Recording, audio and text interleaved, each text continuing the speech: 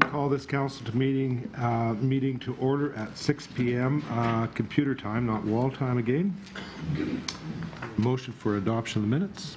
Resolved that the minutes of the regular meeting of council held at City Hall on Tuesday, October 13th, 2015 be adopted as circulated. Moved by Councillor Draycott, seconded by Councillor Espy. All those in favor? And that's carried. We have one delegation this evening, and our delegation is from the Assiniboine River Basin Initiative, and Wanda McFadden is going to speak to us. Good evening, Your Worship, and thank you for the opportunity to present to yourself, members of council and staff. It's my pleasure to provide you with an update on the Assiniboine River Basin Initiative. I'm sure many of you in this room have heard our name in the past year as we've moved the initiative forward, but for those councillors and staff that may not be aware of who we are, we cover the Assiniboine, Souris, and Qu'Appelle River basins, so approximately 162,000 square kilometers in the province of Manitoba, Saskatchewan, and the state of North Dakota. I do have handouts if paper options are something you'd like to look at. I brought 10 versus those, so if you don't mind sharing. So I'll just provide you a very, very quick update. Approximately 1 million people reside in the basin. We live and work in the basin on a regular basis. As you know, agriculture is a key component of the basin from an economic standpoint, as is oil, gas, and potash development. Just a quick update on our initiative. In 2008, the province of Manitoba with the Red River Basin Commission looked at the development of some type of agency that would work within the Assiniboine River Basin. At that point in time, a plan was developed and for various reasons set on a shelf. We subsequently went through a flood in 2011 in the basin, and again, unfortunately, in 2014, and excess moisture has certainly been a concern. We're not just about flooding, but unfortunately, that seems to be at the top of the priority list at this point in time. In the fall of 2013, the Prairie Improvement Network felt it would be appropriate to revisit the initiative to see if there was a desire to move it forward. As a result, they pulled together the original planning committee, and a conference or a workshop was held in Verdun in March of 2014. The attendees from across the basin at that point indicated it would be highly desirable to move forward with the development of some type of organization that would work on behalf of the grassroots citizens that call the basin home. In November of 2014, we convened our first conference in the city of Regina, and Your Worship indicated to me that he did attend that conference. I'm not sure if other council members were able to attend or not. Coming out of that particular conference, there was a high desire to move forward in the development of the organization. And since that time, that is what our mandate has been. So we came out of the meeting last fall, and we're now moving into our second meeting, our second conference here in Brandon in the fall of 2015. We've developed a board of directors which continues to grow. The direction we were provided in Regina was a board of 51, 17 from each jurisdiction, and a broad cross-section of individuals from local government, provincial and/or state governments, commodity groups, natural resources, conservation community, and a host of others. So that continues to grow as we move it forward. We do have an active executive committee. Dr. Alan Preston here in Manitoba, who some of you may recognize as the former Assistant Deputy Minister in Agriculture, is our chair. Dan Mazer from the Keystone Agriculture has joined us. Heather Dalgleish with the Conservation Districts is also on our executive. Pat Fridgen from the North Dakota State Water Commission, as well as David Pattison with the Upper Souris Watershed Association in Saskatchewan. So we're broadly represented there. As we've moved forward, we've developed our vision and mission statements, our goals and objectives, all of which are within the packages that were circulated, as well as some of the items that we'd like to work on as we move forward. That list will be added to. We have gone through the incorporation process. both in Canada and in the United States. So we will become a charitable organization as we move forward. And we're starting to take on some projects. One of our most recent projects is working with the Forage and Grassland Association here in Manitoba in the development of a hydrogeospheric modeling platform for the entire basin. So that work is underway. We're also working with Manitoba Infrastructure and Transportation and Conservation and Water Stewardship in ascertaining LIDAR information for the Souris Qu'Appelle, the Souris Assiniboine, the Qu'Appelle basin that is in Manitoba, as well as Lake Manitoba, and the diversion is going to also have LIDAR flying on it, is my understanding at this point in time. We're working with the City of Minot in their federal application for the National Disaster Resiliency Program. We've been supporting them in that initiative in the U.S. We've also started to work with some of the folks in Saskatchewan on ground projects as we go ahead. One of the most notable in Saskatchewan, of course, is the Quill Lake situation, as we continue to watch and monitor that and see what happens. Because if it does overflow, the impact is to come into the Qu'Appelle chain, which will ultimately come our direction. So those are some of the things that we're working on. We're also establishing our budget as we move forward. We're pleased to say that the province of Manitoba, through Conservation and Water Stewardship, has agreed to funding us each year at a current level of $50,000. North Dakota State Water Commission has also made the same commitment for the next 2 years. We're in their biennium budget. We're moving forward with the province of Saskatchewan, working with their water security and having discussion and dialogue there. At a municipal level, the City of Minot and Ward County have already indicated we will be included in their budgets for 2016. We've met with the City of Winnipeg, the City of Brandon. Both have indicated they will be looking at putting us into their budget for 2016. And now we're meeting at a rural level with municipalities and communities such as yourself to ask for consideration for budget support going into 2016. The current ask on the table in Manitoba is approximately 50 cents per capita, and I will confirm that with Jean-Marc through correspondence, but that's what our ask is, but we certainly leave it to each of you in your cities or in your municipalities to determine what you would feel would be appropriate. What we do ask is that if you are considering funding us, and if you are also a member of a conservation district, we in no way or means want to impinge upon the funding that you might be providing to them, as they're the agencies on the ground that are delivering the projects. So we would ask if funding is a concern that you continue to fund them, and we'll work with them as we move things forward. Our upcoming conference is slated for November 12th and 13th in Brandon. So if there is an opportunity for a council member or His Worship to attend, we would certainly welcome that. We've reduced it to a day and a half, recognizing that time is precious and there's lots of meetings, and I think you probably will be getting ready to go into AMM fairly shortly after that. So that is what's currently happening. I will just briefly speak to our designation from municipalities here in Manitoba. At this point in time, we have worked with AMM and asked them to provide us with a list of individuals that might be interested in participating on the board.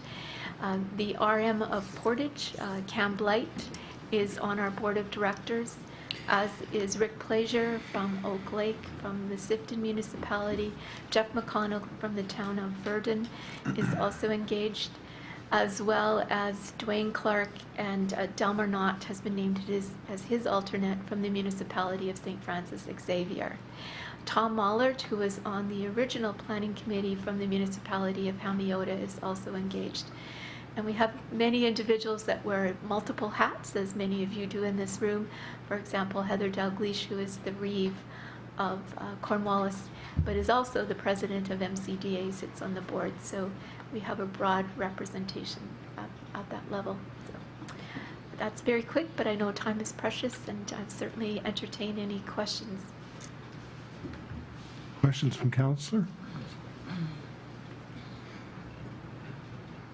Well, Wanda, I want to thank you very much for coming out this evening. You're right, I did have a chance to accompany Cam Blight and the Deputy Reeve last year, and I was very, very impressed at that initial meeting with the willingness of reps from both North Dakota, Saskatchewan, Manitoba to work, have a bigger plan for all jurisdictions as opposed to just dealing with local.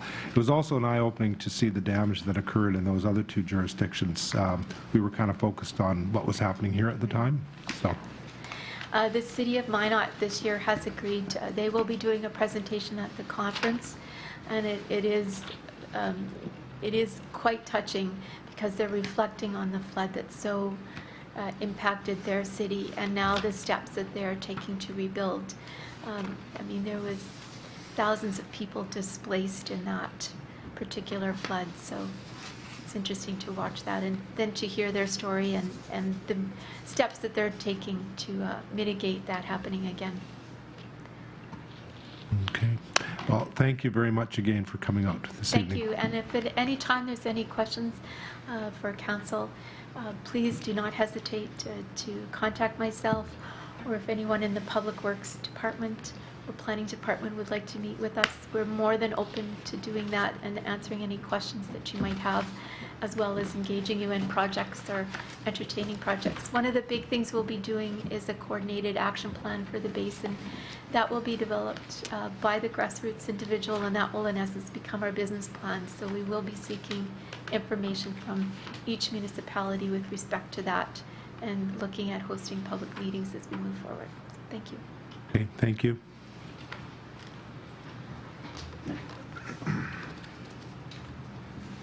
Okay, we'll move into hearings. We'll open the public hearing for bylaw 13-8634.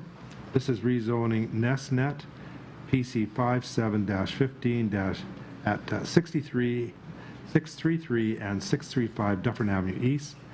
Is there anyone here to speak to the hearing? And your name, sir? Dr. Michael Gray. And anybody else to speak to the hearing? Mr. Harry Miller. Harry Miller. Okay. Well, thank you, Councillor. Mr. Mayor, Councillors, thanks for the opportunity to talk tonight about the need for rezoning. I can speak to the need for the application. Basically, the idea is to provide some accommodation for the doctors who are currently working in Portage, so that's close to the clinic and close to the hospital. But perhaps more importantly, now that the clinic's expansion's occurred, we're currently taking about 10 residents per year, and these are doctors who are close to finishing their training.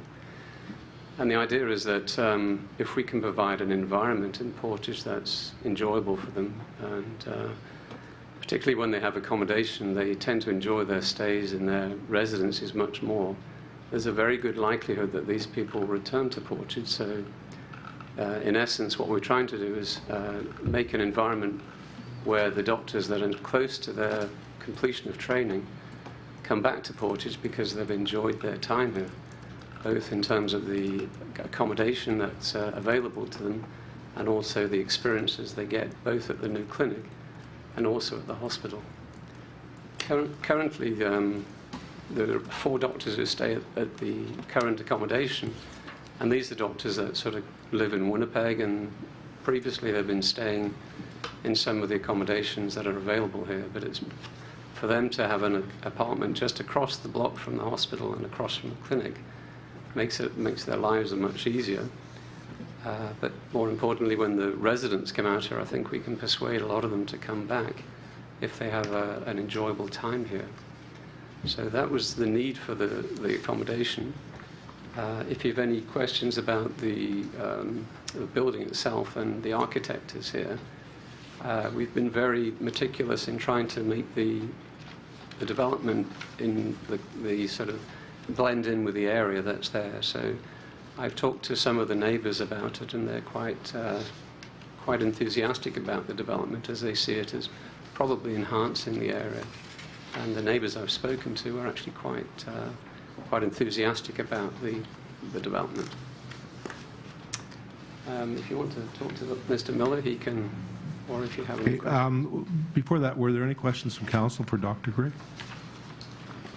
Just, I know that in the past, you've also been looking for accommodation for nursing staff. This residence would only accommodate doctors, if I'm correct?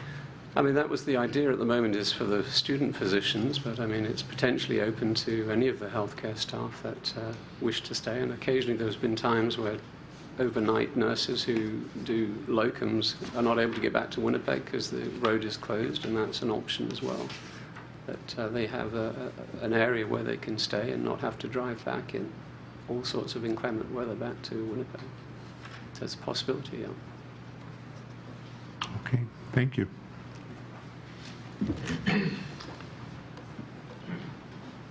I have a model along, which I'd love to show you, but I can't figure out how to get it there. Can I just hold it to you? You'd be concerned, I mean, the reason I've done this, let me bring it up here, somehow get it where it's in sight. These are the two lots we're talking about, right here. This is north, up. So this is Dufferin, this is 9th Street, west, and here's the clinic and the new clinic expansion. The hospital is down here. R3 zoning allows you to put up a block, maybe even 6 stories high. Well, there is a large block in the neighborhood, but it's the only large block. Most of the housing is small individual housing. Some are 2 and 3 stories high. Further west, there are more 3-story buildings. So even though we started with the idea of putting a block here, I was concerned about urban texture, that's the buzzword, meeting the scale and character of the neighborhood. So what we're proposing, and that's what's on the screen, are 3 duplexes creating 6 townhouses. And the reason for that is to get something that really fits in the neighborhood and the neighborhood scale. Well, you don't have to vote tonight on whether you like townhouses or not. But what we are asking for tonight is R3 zoning. Because there's 6 units, we have to go to multifamily, which of course is a big development. But what I wanted to do is kind of allay any fears that you might have. Oh no, we're getting another point tower. No, you're getting 3 little houses kind of grouped around a courtyard with attached garages that'll fit into the same neighborhood context as the model. And I have little blocks of foam that we could put there to show you, but I don't know where to do it. Anyway, that's basically it. I was concerned that people thinking R3 zoning would give them something out of character in the neighborhood. And so what we've done is looked at all kinds of different options. Finally decided that the 3 duplexes around a courtyard with attached garages was a thing that fit in the neighborhood, and of course provides individual yards and private garages, individual entrances, and a number of things. So it's not a point block. That's not what we're thinking of. We're thinking of just, you know, something that would fit on here, and that's what I don't know if you can see, but the little sketch there shows 3 2-story blocks. Each one is a duplex, and the little garages are attached to it, but they're around a courtyard that you can see in the center. Can you get the other slide but turn them sideways? I realize they're all.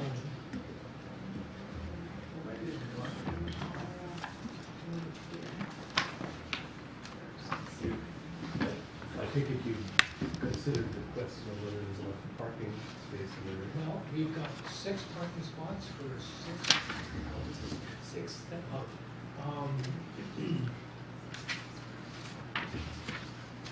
on the site. There is a little extra parking on the site. You could get 2. Now, we have it on a flash drive, and I have photographs of the model. You have photographs in the little handout. They're actually copies of the next one.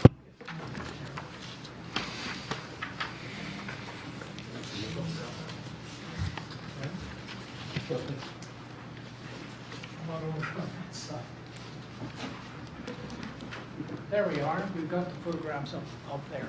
So you can see what we have. We have individual entrances off the courtyard to each of the duplex units.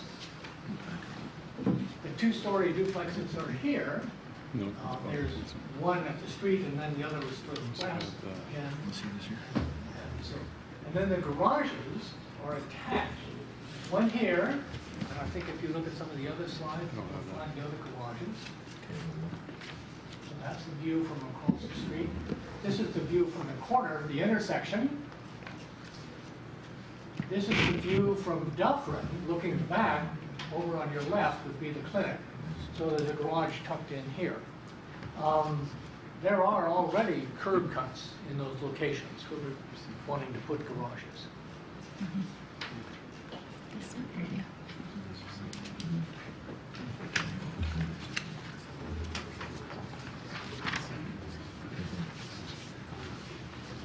Sorry.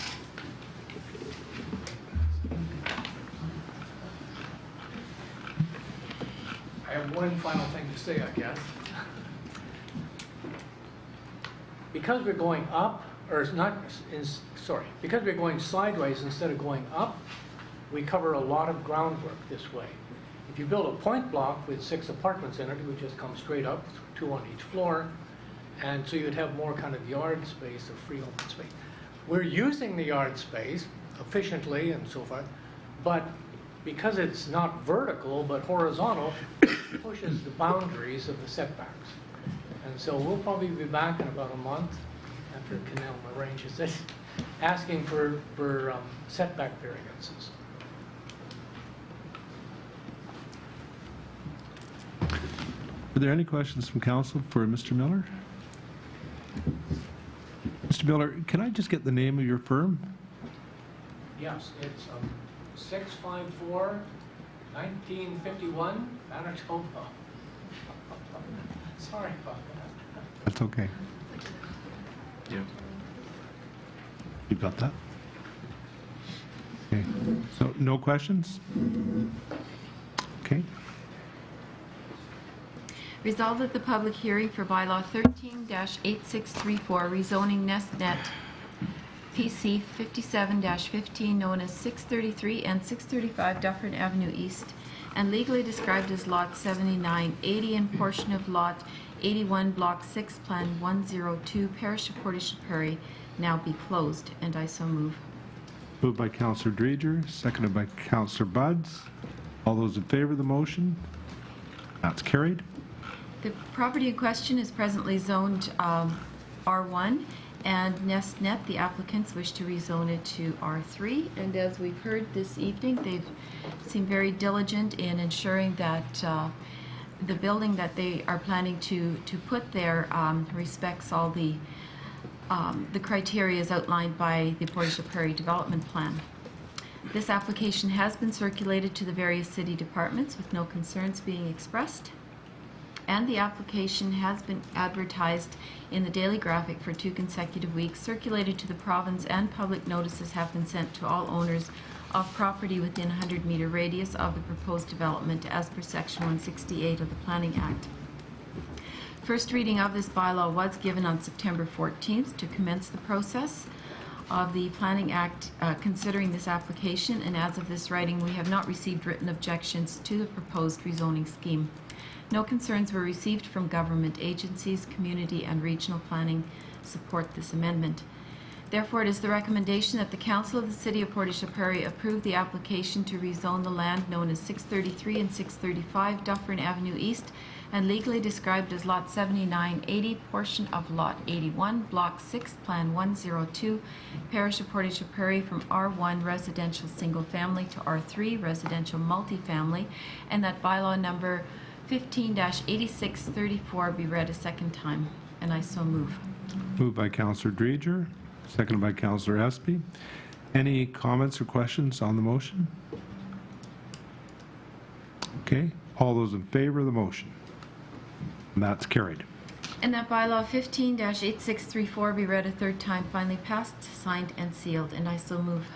Moved by Councillor Dreger, seconded by Councillor Espy. All those in favor of the motion?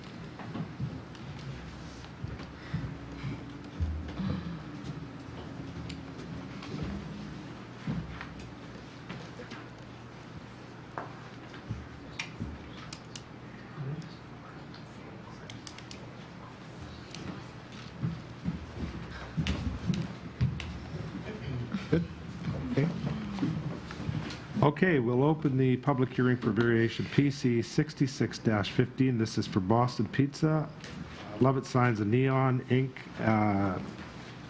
2190 Saskatchewan Avenue West. Is there anyone here to speak to this hearing?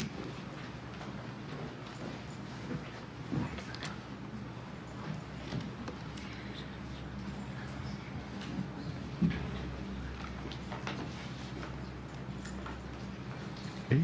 Okay, resolved that the public hearing for variation PC 66-15 Boston Pizza, Lovett Signs and Neon Inc. at the property known as 2180 Saskatchewan Avenue West, which is legally described as lots 1/4, Plan 1177, Parish of Portage Prairie, now be closed. I so move. Moved by Councillor Dreger, seconded by Councillor Espy. All those in favor of the motion?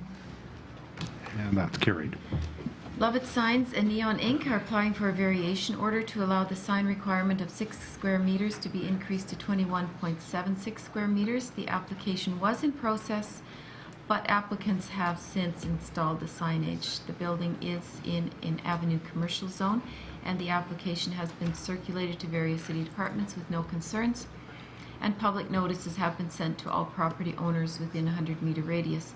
The recommendation is that the Council of the City of Portage la Prairie approve the variation request of Lovett Signs and Neon Inc. to vary the sign requirement of 6 square meters to be increased to 21.76 square meters at the property known as 2180 Saskatchewan Avenue West, which is legally described as lots 1/4, Plan 1177, Parish of Portage la Prairie. And I so move.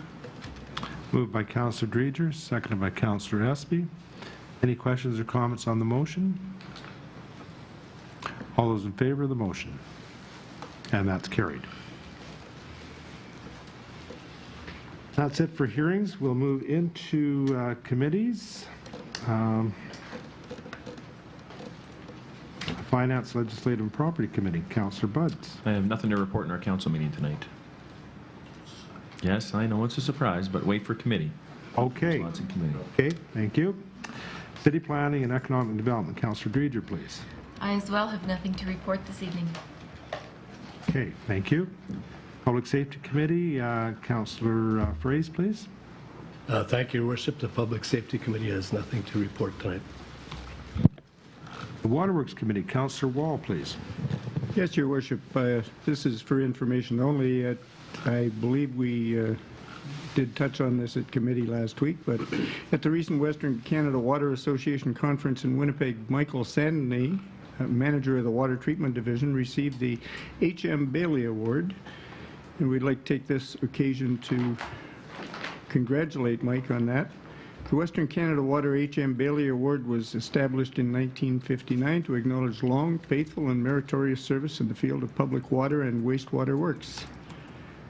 Mike started part-time in 1983 in various positions with the City of Portage. In 1985, he was hired as a maintenance person for the water treatment and wastewater treatment plants.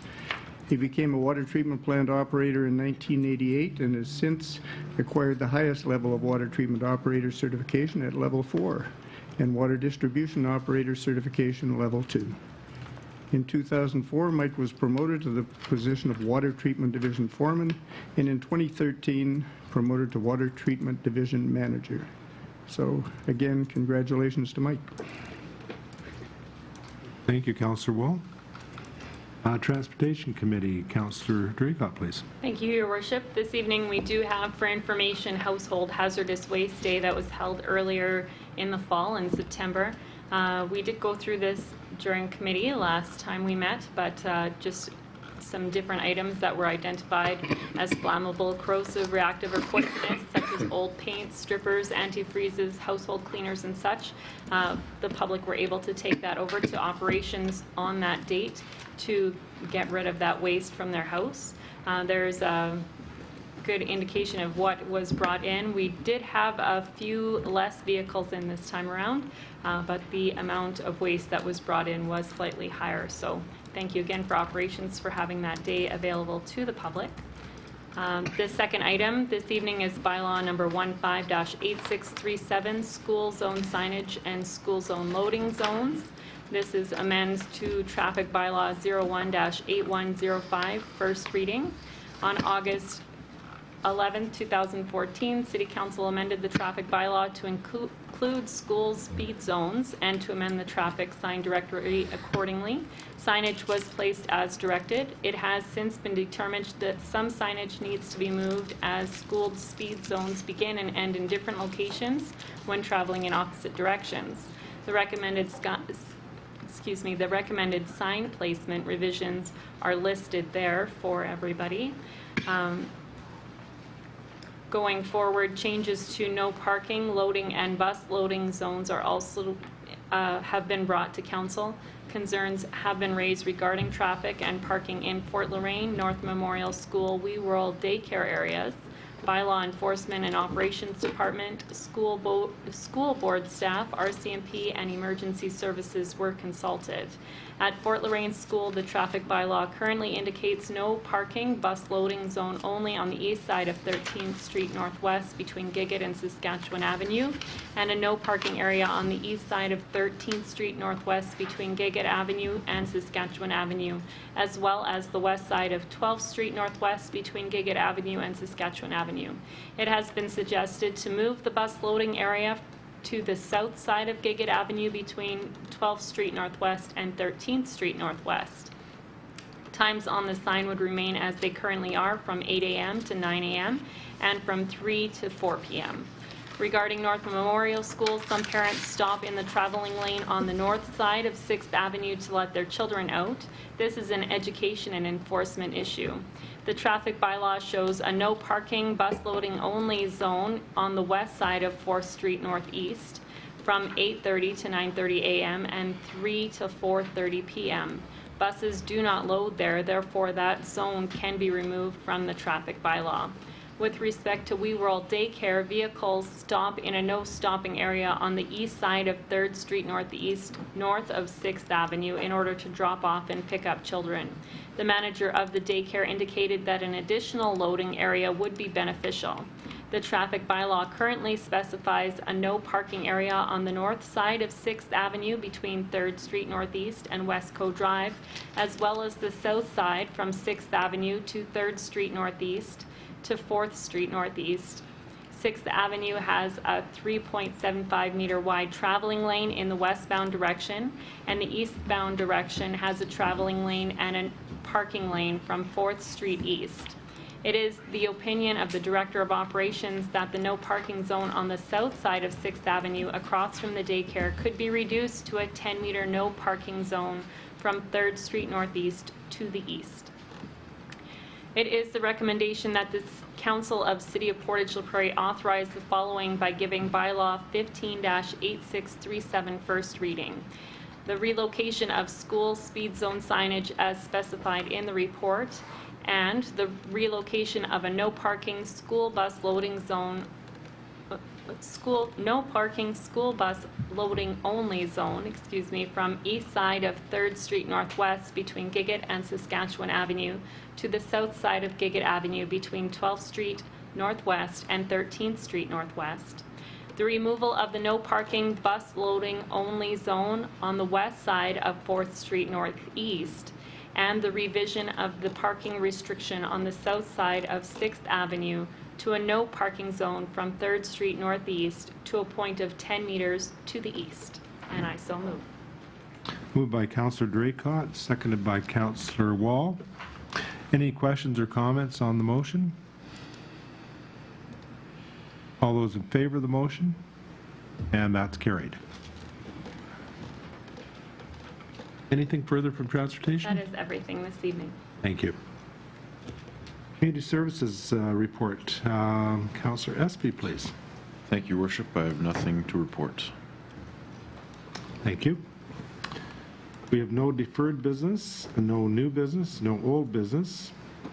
We do have a question period, so this, for folks that haven't been here before, if there's anybody in the gallery who would like to ask a question of council relating to this evening's agenda, the floor is yours, and we will endeavor to answer your questions. Take that as a no out there? Okay. And we are adjourned at 6:35, and we'll move right into committee.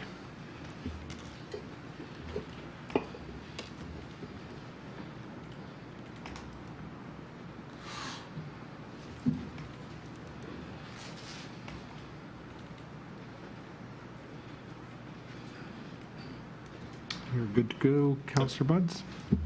Finance, Legislative and Property Committee, Councillor Buds. Several items up on committee's agenda that's been reviewed and open for discussion with council here tonight. First of which is our annual request for short-term borrowing bylaw that'll be brought forth the next council meeting, again, as we do this every year, not anticipated based on our projected cash flows to be required, but it is something that we need to have in place. It will be a $3 million request to our financial services provider, and again, there's no cost to the city, and we have not drawn on it in the past, but it is one of those things that we must do. Any questions on that item? Hearing none. Fees and charges.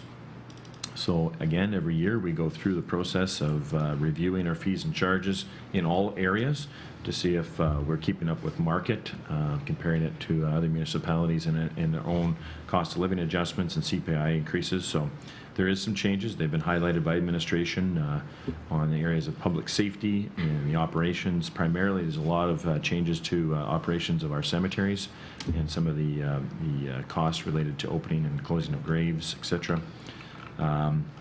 Some of our operation costs with lot grading, water meter resealing as an example, trees and hedges and shrubs. Yeah, I'm not going to go through all of them, but there is comprehensive work been done by all of the teams in all those departments to recommend changes, and I will be supporting the changes as presented. Is there any questions from council in any particular area as it relates to the fees and charges?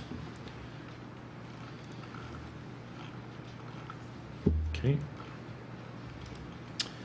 We also have our third quarter reports from our finance department, administration department, as well as our financial statistics. Kind of a common trend that we see in the stats department is water and sewer sales are a marked increase year over year, and we were seeing industrial usage kind of creeping up more than domestic, but I think you see a leveling off effect, and at least the last report there is increases across the board, so that's a good thing. Helps our self-funding utility, so that's a positive. Leading into our next item, this council took great strides to reach out to the community and to its citizens to get engaged. Not only we heard tonight about our question period, but also to deal with our budget process. We have adopted the same budget process as we have always done, at least since I've been on council, and I know it was done prior to that. But we added an important element this year, which was the online survey tool. It was promoted extensively by staff here at the city, by ourselves, but unfortunately we never did get the response that I think everyone was anticipating. And I mean, to some extent we have to maybe look at that as a vote of confidence, in that a lot of people felt that what we were doing here was suffice, and that they felt that maybe they did not want to contribute to some input into our budget process. So reporting that 38 completed surveys were completed of a city of approximately 13,000 people. There is some information in it that we can extrapolate. I would be conservative if I were to use the extrapolation of those results across our city, but we will include the package, the survey results, as well as some of the commentary that was received in our budget deliberations and our budget packages. So we'll try and mirror that. So I think overall, though, a lot of good things in there. There was obviously some areas where some residents wanted us to focus some more efforts on, but collectively, I think that 57% of respondents say they're getting fair, good value for their tax dollar. So 50% of 38 says, the numbers. So, and that's why I say, is it safe to say that that is a safe number to use across our population? So, with that being said, any questions on our budget survey experiment this year? I actually do have one, I think it's the second last point. Many additional program requests were provided, with the majority indicating the cost recovery should come from user fees. So these were suggestions for new programs? When I went through the information, it wasn't necessarily, you do see recreational themes, you do see cultural themes in there, and I think that the common theme, I think, was that it shouldn't just be an arbitrary funded amount from council, that if there is programming that's developed or new initiatives, that it should be on a user fee basis as opposed to just spread out costing. Does that make sense? That makes sense. Okay, and the next 4 items are our annual, or, well, not annual, but we award contracts for basically services that we obtain from building contracts. So if we have, drywall replacement or minor repairs that are required, as well as electrical services, plumbing, and HVAC. So we do have annual requirements that we use suppliers that we put out for completing those. So in every one of those, we do have a recommendation. One of them is for FaithWorks renovations for, as I said, drywall. The other 2 are for VNR Electric Services, who we've had a long history with, as well as Cobb's Plumbing and Services for our plumbing and our HVAC maintenance services. So I will be recommending approval of all those contracts, and basically there's renewal of those contracts as well. Any questions for those? Hearing none, that concludes my committee report. Okay, thank you, Councillor Buds. Economic Development, Councillor Dreger, please. Thank you, Your Worship. The first 2 items on the agenda are variation requests by Melco Developments. The first one is for the front yard requirements to be reduced, and the side yard requirements when on a corner lot to be reduced, and the second one is for the minimum site coverage of 50% to be increased to 55%. These requests are not unlike some that we approved in 2013 as well as in 2014. So those will be coming up for a vote. Is there any questions on that? Third item is the report from the Planning District, and as we can see, the values of the 2015 permits are continuing to exceed those year-to-date in 2014. So things are moving forward well over there. Any questions on that report? The fourth item is the quarterly report from the Portage Regional Economic Development, and Douglas is here. Would you like to speak to that report, Douglas? I'm relish. So does anybody have any questions about the report or what that's going to be the last one? No questions? That's a vote of confidence, I guess. Well, I'm a little different because I get a lot of my questions answered at the regularly scheduled PRED meeting. So, Well, we're looking forward to the event at the beginning of November, the Big Dig. How are tickets going for that? We're almost out, actually. Good. It'll be a very interesting evening of baking cinnamon buns, which I think everybody's a fan of. The last item on... Sorry, I had one question or comment for Douglas on the report from PRED. So besides the report, my impression, and I'll give you an example of this, you were next door on Friday afternoon with the opening of a new business, and there was also some business people out here from Winnipeg, and the comments were quite favorable towards Portage, and they showed a fair bit of interest in perhaps other opportunities here. Is that what you're hearing? Absolutely. We've had 7 storefronts openings this year on Saskatchewan Avenue, which I think is a very different message than Portage has had in the past. You're cutting so many ribbons, Mayor, that you might get tired of it. No, I won't. Okay, so yes, there was a number of investors there, and it just means the external world is actually noticing that things are happening in Portage again. Okay, thank you. Very positive reviews about it. And just a further comment to that, I attended the Chamber of Commerce Business Awards on Thursday evening. The speaker was from Winnipeg, and she had a lot of very favorable comments to make about the city of Portage la Prairie. And I'd just like to take this opportunity to congratulate all the winners of the Business Awards, and also the winners that, or the people that the city or council put forward.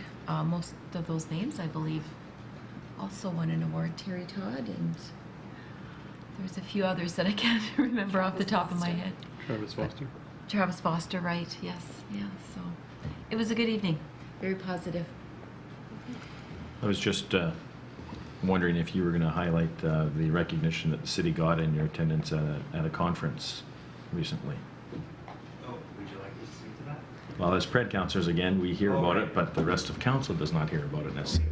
So the International Economic Governance Council, which is it's made up of 4,000 municipalities and cities across North America, Australia, New Zealand, anywhere in the Commonwealth. I spoke about Convention Corner to 1,000 people over breakfast.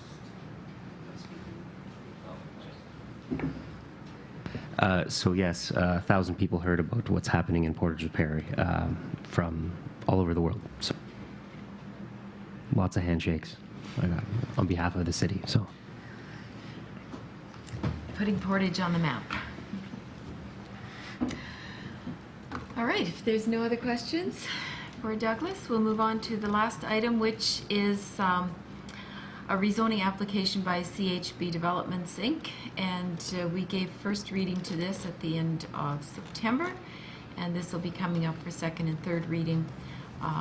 It's the rezoning the property from R1 to R3 up in the Willow Bay area.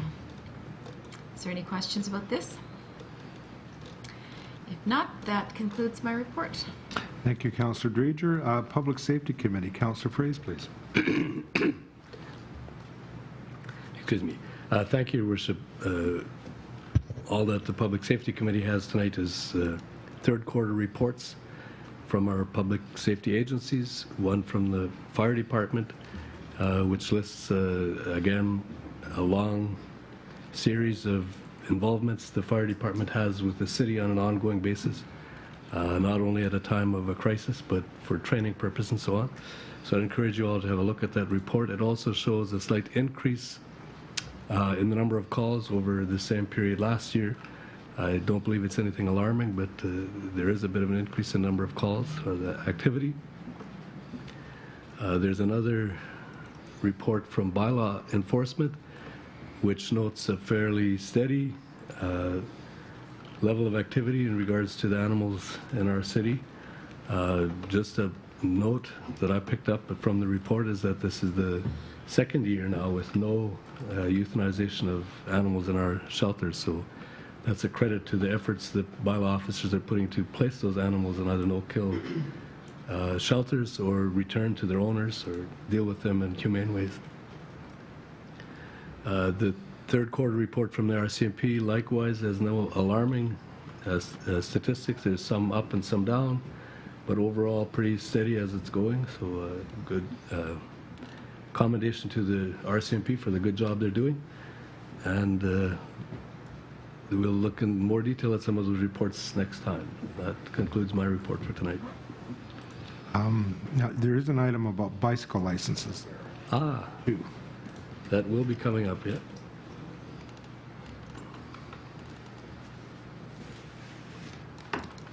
Sorry, I missed that.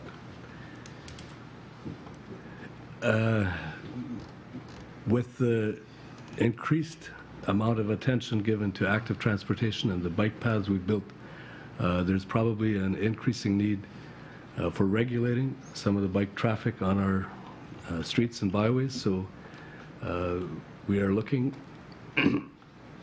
at the question of considering a licensing program again for bicycles.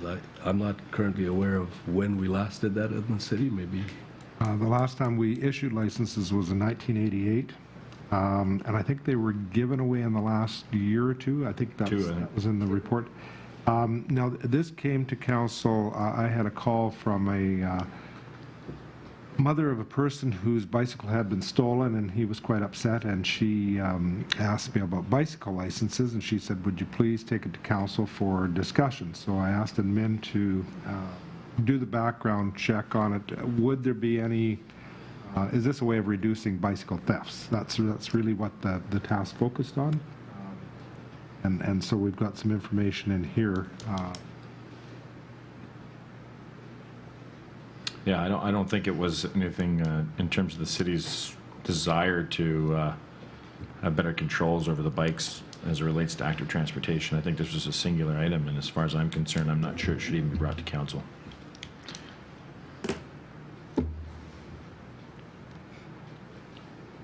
Oh, Councillor Wall? Yes, Your Worship. Just as a matter of interest, with reference to bike licensing, there was a major piece on CBC Radio this morning. It seems that most of the major cities in Western Canada don't license bikes and find that it serves no useful purpose, and that several of the major bike clubs in Western Canada also have no desire to see bike licensing. Okay, thank you. Councillor Aspey first. I think I know the answer to this question, but I'll ask it anyway. I'd like to ask Staff Sergeant Vachon, if from an RCMP perspective, if there's any advantage to having bicycles licensed. Well, you guys would have the stats on that. To my knowledge, it's not something that was proved with great results. Okay, thank you. Councillor Draycott, you were next. Question for Chief Carpenter, actually, if I could.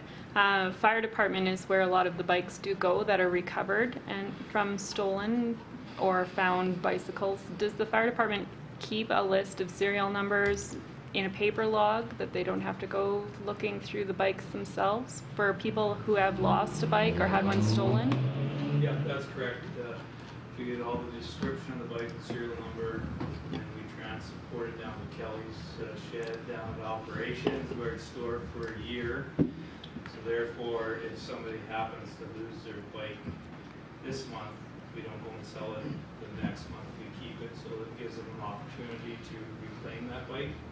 People that lose their bikes also record it at the fire hall in case it does show up at a later date, then we can cross-reference it. And the RCMP, loss of bike, say, deliver it to the hall here, and we work together with that. Councillor Wall.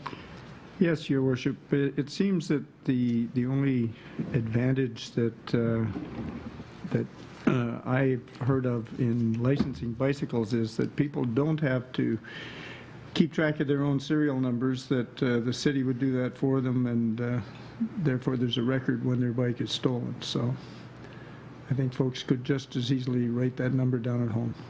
Okay, thank you. Any further questions or comments? Okay.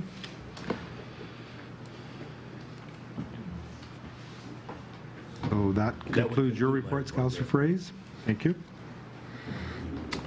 Waterworks Committee, Councillor Wall, please. Yes, I hope people get as excited about Waterworks quarterly reports as they do about bicycles.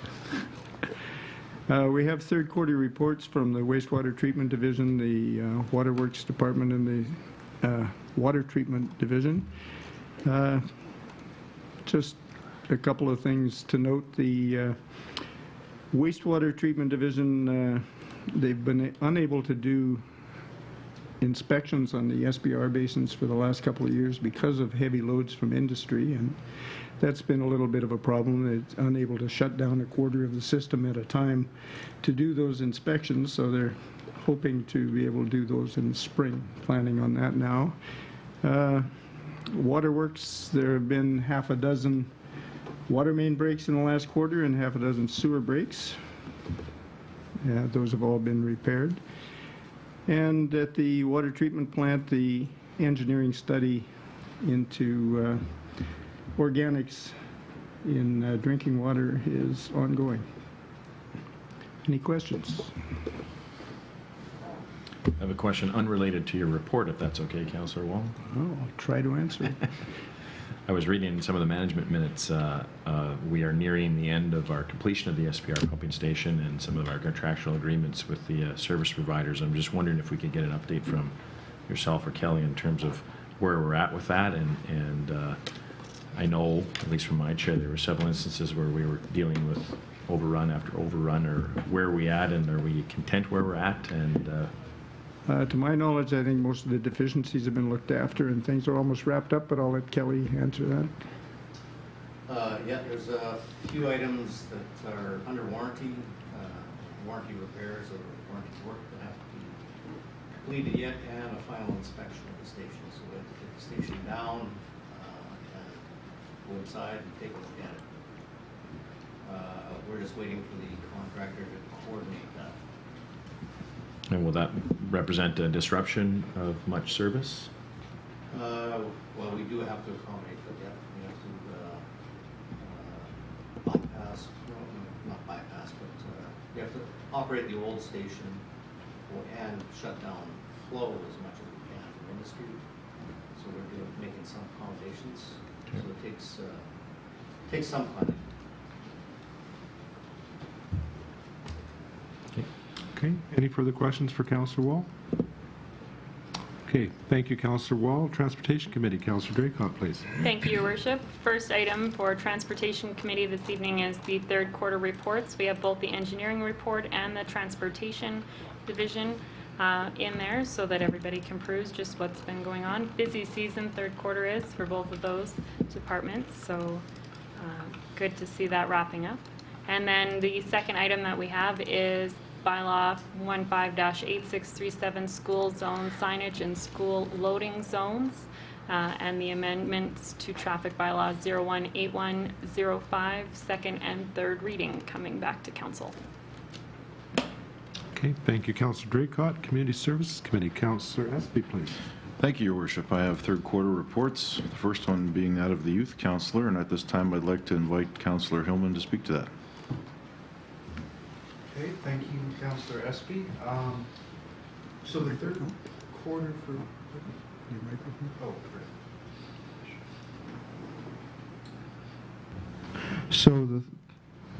So the third quarter report for my position has been a little bit quieter than the second one.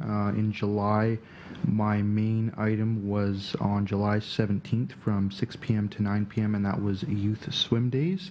I hosted that with the PRA. It had roughly about 30 people in attendance. We had some music playing, we had some beverages available, and it was overall just a great time for the youth that attended. Some of the other things I did in July is I had the chance to tour our city water facilities with Councillor Fraze, so I found those quite interesting.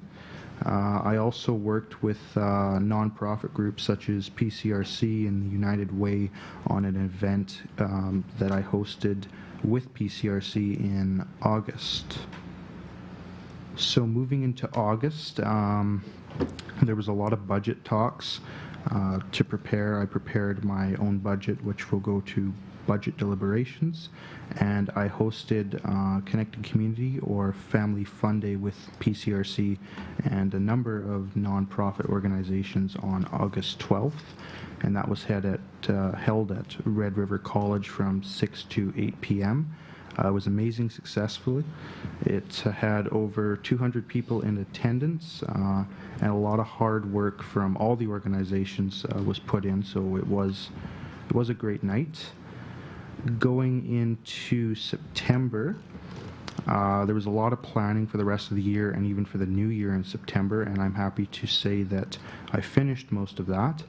I also attended a event hosted by Rock coordinator Lynn Parker on September 23rd that was held at the BDO Center and represented the city. And furthermore, I hosted Youth Sports Days in early September, which had basketball tournaments for various youth teams and prizes over $1,000 in value. So that concludes my third quarter report, and I can take any questions now. Questions from council? I have one question. I realize this will probably show up in the next quarterly report, but you've hosted one or two. You've got at least two coming up. Open houses at the two high schools? Yes, I did host actually the second open house today at PCI, and it was successful. It had about 25 students and 10 staff members attend. The one at West Park was really successful. We had 100+ students and staff attend. And I got a lot of concerns and questions ranging from the mall to PCU Center to recreation opportunities and coming back to the skate parks. Okay, thank you. Continuing on is the third quarter report for Parks Department, Parks Division of Operations. It's got a summary of what they have done and what the priorities are for fall. Are there any questions on this report? And finally, the third quarter report from the PCRC, and Alicia is at the table, so I'd like to invite her to speak to that.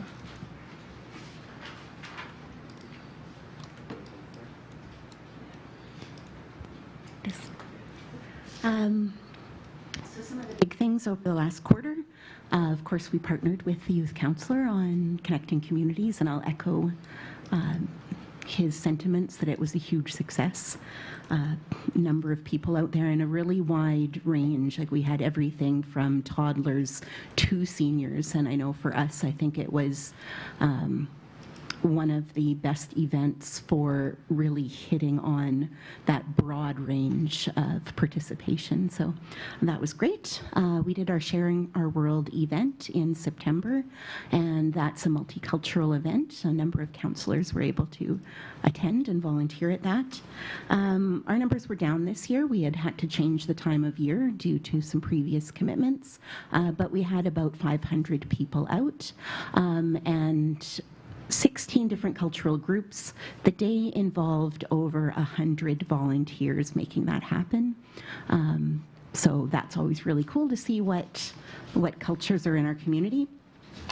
I won't go over everything, but I think one of the items that would be of interest to the city, of course, is our graffiti removal program. This was our 4th year of offering the program.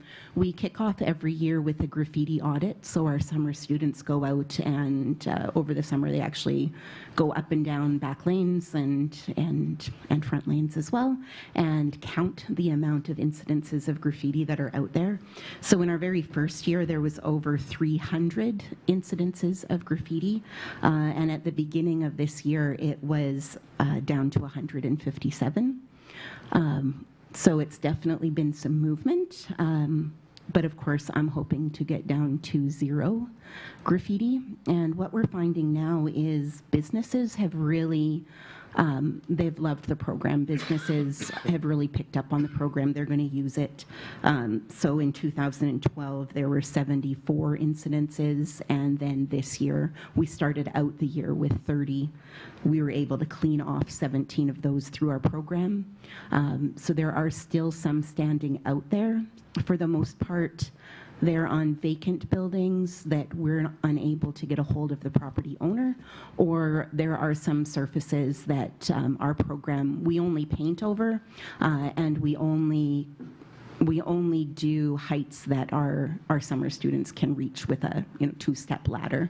So all of those property owners do receive a letter, though, just letting them know that there is graffiti on their property and that there are different companies out there who could help them with that removal. What we're finding now is a lot of the properties are the residential properties, and we suspect, we're going to be looking into this more in depth, but we're suspecting that a lot of the residential properties that are not taking us up on the program are tenant properties. What our summer students do is they will knock on the doors, they'll talk to somebody if they're there. If they're not there, they leave the letter in their mailbox. So they did, all those 157 properties, they did that too. There were, let's see, 108 residential properties, and we only had 18 property owners of those 108 take us up on our offer to come in and for free get rid of their graffiti. So that was rather disappointing this year. And what we're finding is a lot of them have now been repeat. Like we've been there for 2 or 3 years in a row. It's the same graffiti. The property owner is not taking us up on it.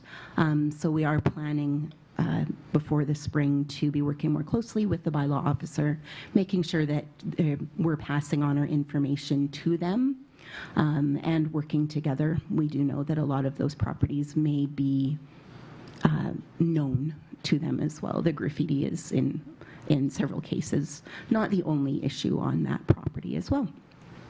So yeah, there's definitely been some movement, especially on businesses and signages, hydro poles, or hydro boxes, those types of things have definitely gone down over the last few years. And on our organizational development, we have a fundraising event coming up, so hopefully everybody likes Patsy Cline and wants to come out on November 21st. Tickets are only $25.